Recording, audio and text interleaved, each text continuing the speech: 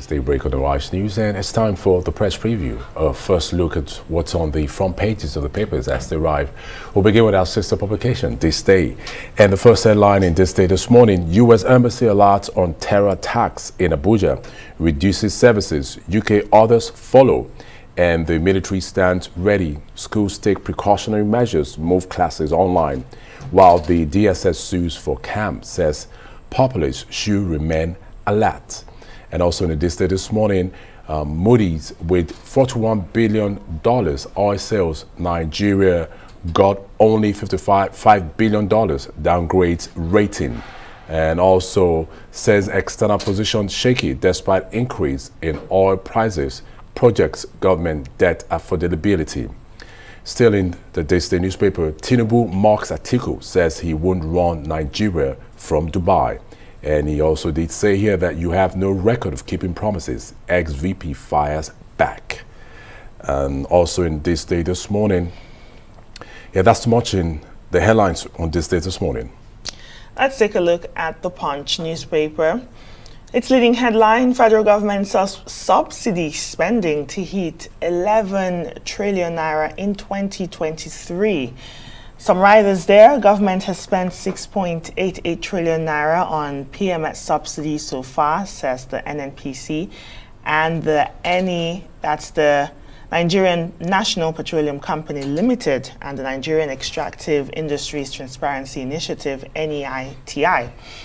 Regime to spend 1.3 trillion naira on rehabilitation, maintenance of refineries.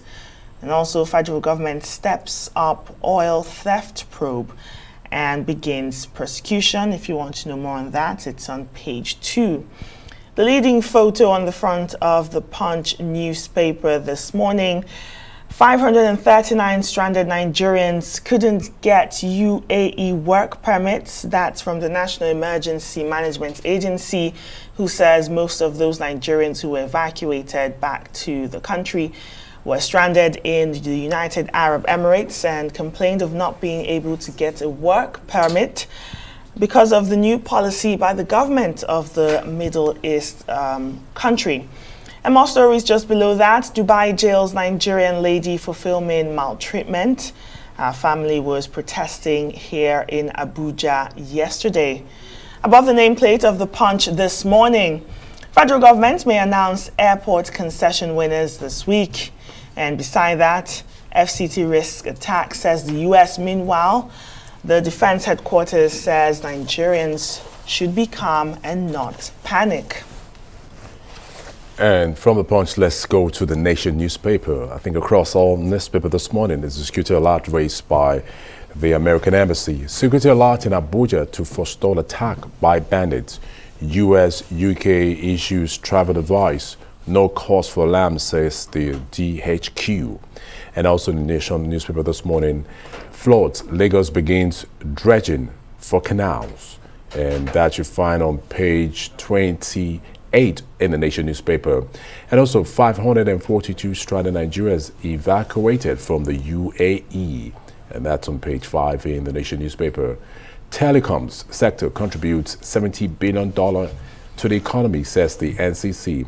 Investors' apathy threatens 10.78 trillion naira deficit in funding, and that's in page 4 of the Nation newspaper. Let's take a look at the Guardian Nigeria this morning. Leading headline: cholera cases, a death surge amid nationwide flooding. Just above that, Kanu, anxiety as Supreme Court hears federal government's appeal today. And now let's bring in Emmanuel Bello for the preview. Emmanuel, thank you for joining us this morning. And we go straight into one of the major headlines in the in This Day newspaper, and that's the security alert being raised by the U.S. Embassy. And one will be wondering, with such intel coming at this point in time, and we know the campaigns are ahead, and normally security gets heightened in moments of campaign. What do we make of this? How to begin to handle and address this situation? Oh, good morning, Benny. Nkechi, welcome back. You see, well, yeah, that's part of the crisis of this report, this latest US alert. Like you say, it's coming at the time that we're getting ready for these campaigns and this election. Remember that INEC had also raised similar concerns that security is going to be part of the challenge, huge challenges they are going to face in prosecuting this. And now suddenly, the US raising a very fresh alert, and it looks like if it's serious alert this time around, saying that, look, it has all the intels.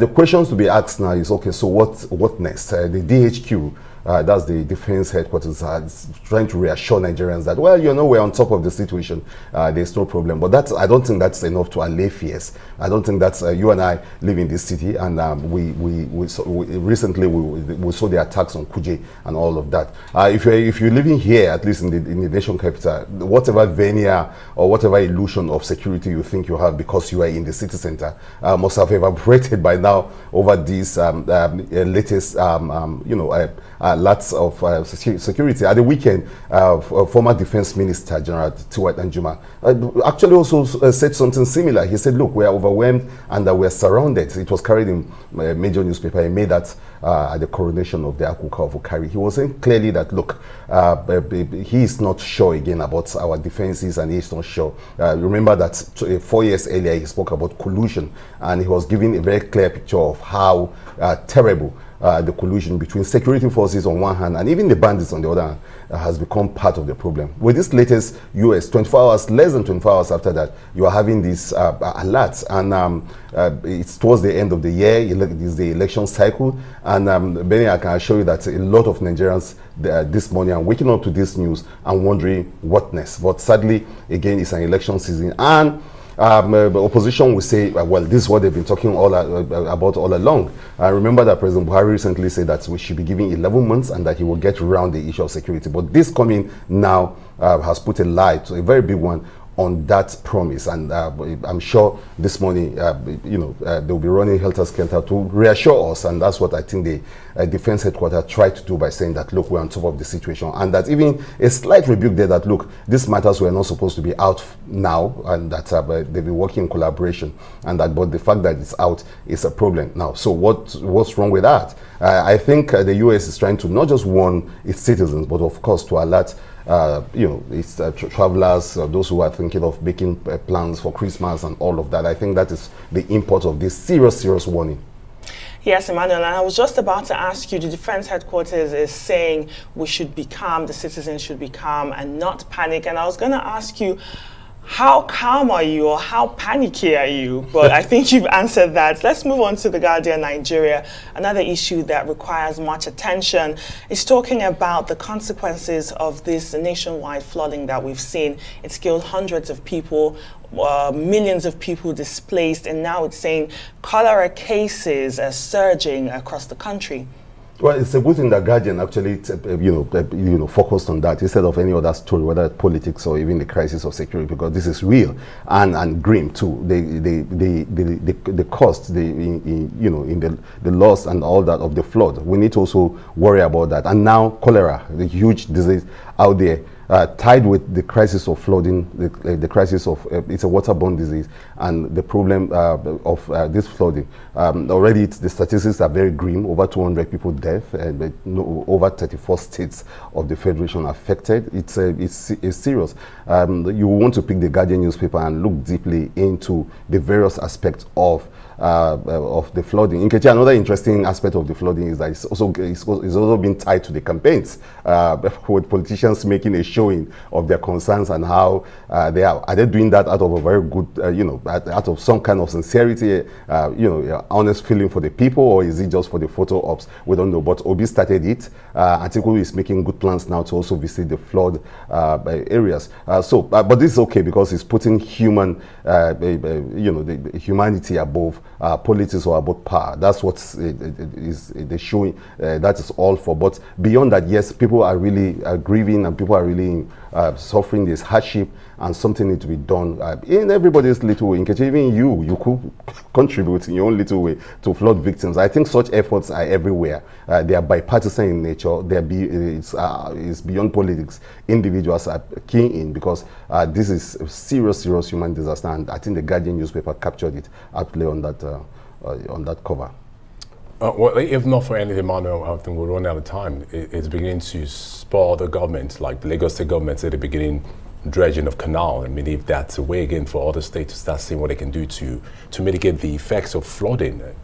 Yeah, we've seen that, well, you can't do much about natural disaster that will happen, but we are blessed out here that we don't have even really, really serious natural disaster. The little we have in now, which is the flooding and all of that, we need to actually think outside the box, think of technologies, think of best practices around the world, what people are doing. The dredging is one of them. The canals are there.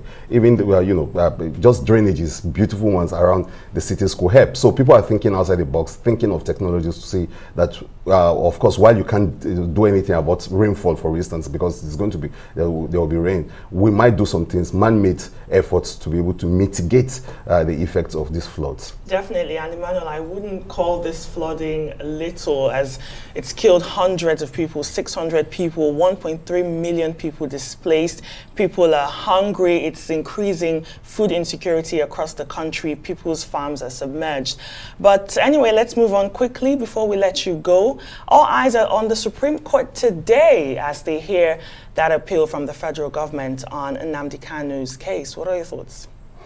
Well, it's going to be an exciting one. A lot of people, we've been following this story from, the first release, and of course the appeal by the federal government and the emotion it has generated. Again, Nkechi, it's the election season, and a lot of people are already tying these to the fortunes of this election, the crisis of Igbo presidency versus the issue of self-determination. All that is contained in the drama of not just the Nnamdi saga, its arrest, its incarceration, and now what looks like a possible freedom and the judgment that the Supreme Court is going to give today. All of that will bring to fore the issues that we've been always faced with whenever we're discussing Nnamdi Kanu, his personality, his politics, and even the controversies around a personality. All of that, again, will come to the fore today. So I won't preempt the judgments or what the courts will be saying, but it's going to be interesting to see how, those judgments are reeled out today, and then the aftershock or after effect of the verdict.